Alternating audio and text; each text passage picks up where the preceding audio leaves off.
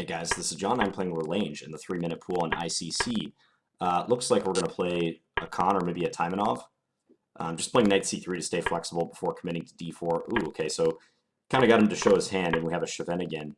But without knight f6, that's interesting. Okay, I'm going to play g4 anyways. This is a pretty aggressive way to play this, but basically anticipating that the knight will come to f6 sooner or later. b5, so introducing this idea of b4. Okay, we'll just play bishop g2. Do I want a castle? I'm completely on my own now. I'm not sure about castling. I'm going to play this in creative fashion. Queen e2. This is a 3-minute game, so we got to just go with our instinct. Maybe g5. Yeah, let's play g5. I mean, if b4 happens, probably I'm going to play knight a4. I don't think knight d5 is quite sound, although that's a sacrifice that you'll often consider. Then again, I don't know. I mean, maybe I'll pull the trigger on it. Now I have a tough decision to make. Knight d5, pawn takes check. If queen e7, I play bishop e3. I probably have decent comp. Knight d5, pawn takes check. If he blocks with a piece, yeah, okay, let's do it. It looks interesting. I mean, black's development will be kind of messed up if he blocks with a piece on e7. But how to play from here? Maybe bishop f4? Just attack d6. Knight c6 coming also looks pretty good. Maybe I could have considered that on a previous move, but I'm just trying to get all my pieces in the game right away.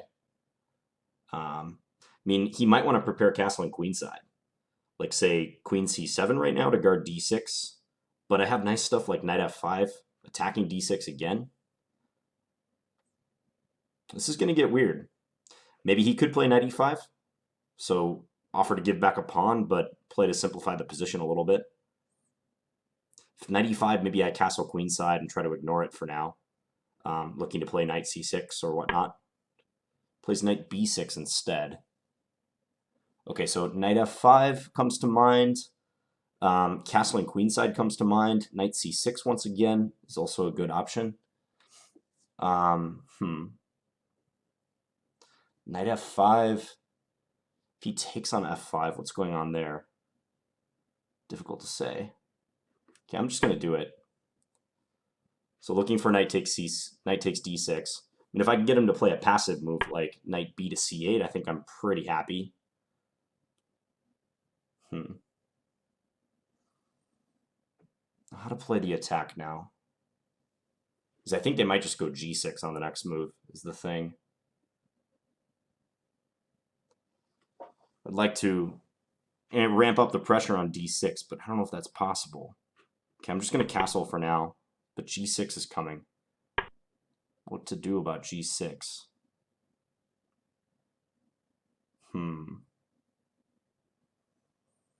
Knight takes d6, queen e5, looking to target this rook.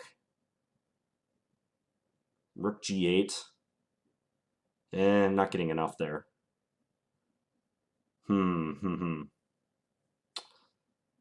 Is my attack fizzling? Kind of looks that way. Does look like that. All right, well, I got to do something, so maybe I'll direct the knight into c6. But bishop g7 is just such an easy defense. This knight turned out to be annoying, reinforcing these points. All right, we'll do this, but I'm not optimistic. We'll pre-move this capture. I have 35 seconds left. I mean, if bishop takes, pawn takes, and then castles, I at least have c7 picking up this rook on a8. But queen c7 can be the move here, or that. Okay, let's go c7, hit this rook. They can take on a2 maybe, if they want.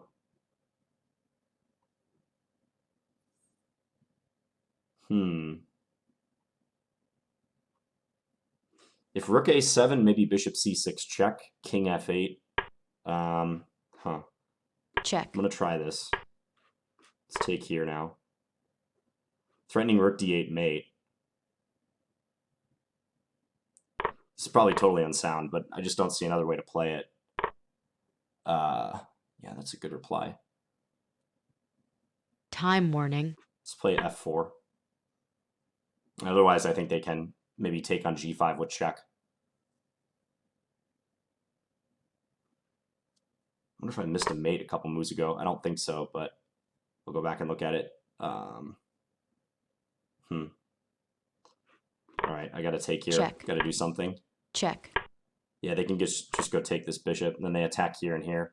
All right, so we went down in flames. I wonder... I was just curious if, like, right here... No, okay. c8 queen doesn't do anything. I was thinking c8 queen, and I might have something, but no. I think this is always losing. So possibly an unsound sacrifice. I don't know. Maybe right here, after bishop f4, knight b6, I had to play more accurately. Like, while knight f5 looks strong, I think after knight c8, I just didn't see a follow-up. All right, I'm just going to stick the engine on right when I made that sacrifice. Let me go back to the beginning.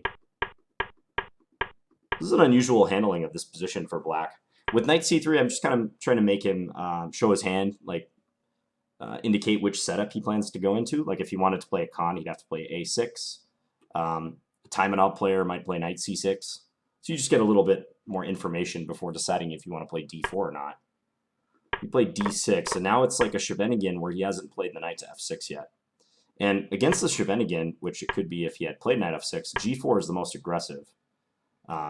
So I was trying to imitate that with a6 g4.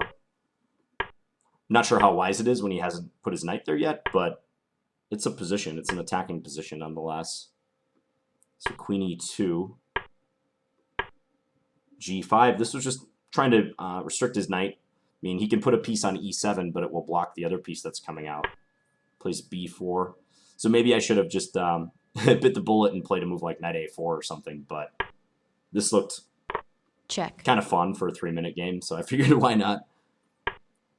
Here, bishop f4. Could also consider knight c6, but maybe he can ignore it. Yeah, like move the queen, queen b6 or queen c7 perhaps. I wanted to save knight c6 for reserve and maybe retain the option of knight f5 as well. So I played bishop f4. Yeah, knight e5 could be a good reply, couldn't it?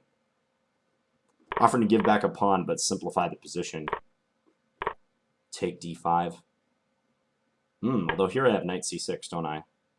And if he takes it, I take here check, and he has to lose his queen in the game.